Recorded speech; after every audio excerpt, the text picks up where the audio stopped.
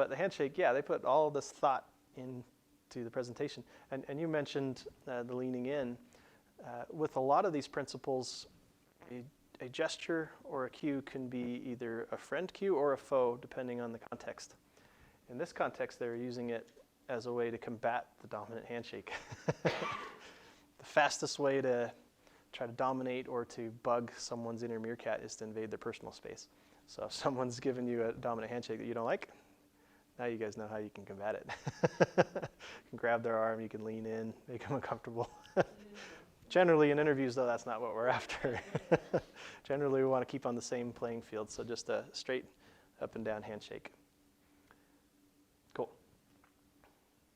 So hack number 3 is to nail your first impression when you meet people. Show confidence, consider standing rather than sitting. Friendship cues, just don't overdo the friendship cues, and then make sure you're nailing the handshake. Now there's one other little element maybe I'll talk about because we got some time on the handshake.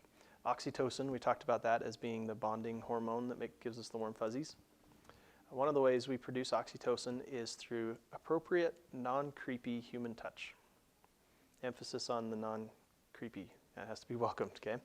But if it is welcomed, human touch, we both produce warm fuzzies. We both produce oxytocin and we like each other more. So you don't have to diffuse it in the air. You can just find some culturally and professionally acceptable way of touch. And a handshake's a great way to start that. And then as the relationship progresses, if you feel appropriate to do the double handshake, then that's building a little more oxytocin.